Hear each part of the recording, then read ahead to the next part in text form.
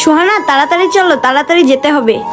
আম্মু দেখো দেখো বাবা রাস্তার পাশে কি সব কাজ করতেছে। হ্যাঁ আম্মু, ওটা তো তোমার আব্বুকেই দেখতেছি। কিন্তু তোমার আব্বু তো বলছিল অফিসে গেছে, কিন্তু অফিসে না যাইয়া তোমার আব্বু রাস্তার পাশে এসব কি কাজ করতেছে? সোহানা, তার মানে তোমার বাবা কি এতদিন আমার সাথে চিট করছে? কিন্তু সে তো প্রতিদিন আমাদের অফিসের কথা বলে বাসা থেকে বেরিয়ে যায়, কিন্তু অফিসে না গিয়েছি রাস্তার পাশে এসব কি কাজ করতেছে? আম্মু আব্বুকে ডাক দাও, আব্বু কেন আমাদের এতদিন মিথ্যা কথা বলছে? হ্যাঁ সোহানা, তোমার বলতে হবে না, আমি এখনই তোমার আব্বুকে ডাক দিচ্ছি। এই জীবন। আরে আয়াত এখানে? আরে আয়াত তুমি এখানে? তুমি ওইসব ইট রেখে আমার কাছে আসো।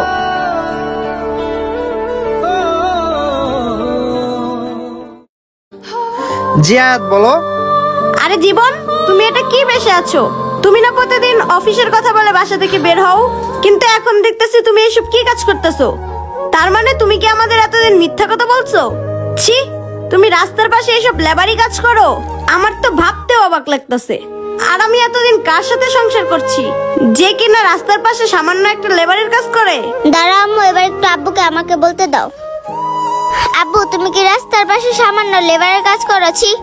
হ্যাঁ, তোমার বাবা এতদিন আমাদের সাথে মিথ্যা কথা বলেছে। জীবন, তুমি না সকালে শার্ট প্যান্ট ব্লেজার পরে বাইর হলা, ওসব কই? ও, তার মানে তুমি ওইসব ওইখানে রেখে লেবারের কাজ করতেছো? হায় আল্লাহ, এখন আমি সমাজে সবার কাছে মুখ দেখাবো কিভাবে?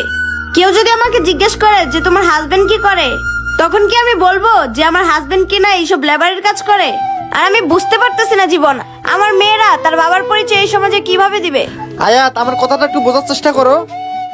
আরে তুমি চুপ করো, তোমার মতো লেবারের সাথে আমার কি কথা থাকতে পারে? আর তুমি তো এখন একটা চিটার বাটপারের পরিচয় দিছো আমাকে। আমার ভাবতেও অবাক লাগতেছে জীবন, তুমি কিনা শেষ পর্যন্ত একটা লেবারের কাজ করতেছো।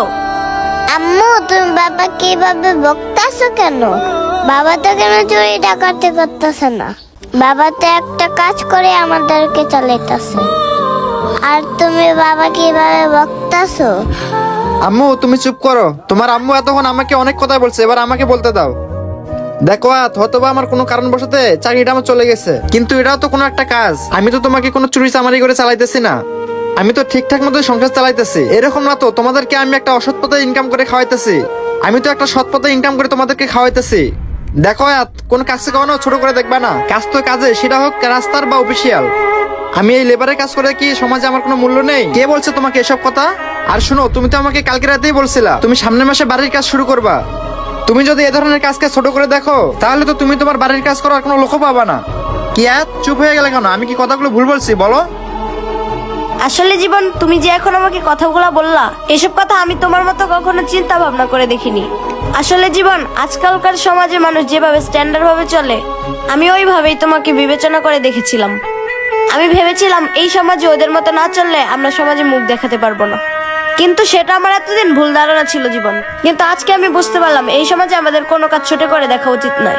জীবন, আমি যে তোমাকে এতক্ষণ এইসব কথাগুলো বলছি, এর জন্য তুমি আমাকে মাফ করে দাও প্লিজ।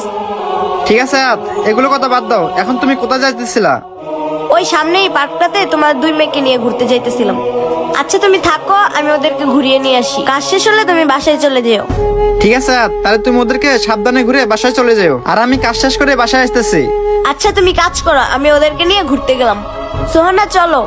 তো বন্ধুরা, এই সমাজে কোনো কাজকে আমাদের ছোট করে দেখা উচিত না, তাই বলছি। ভিডিওটি কেমন লাগছে? ভালো লাগলে অবশ্যই লাইক কমেন্ট শেয়ার করে সবাইকে দেখার সুযোগ করে দেবেন। ধন্যবাদ সবাইকে।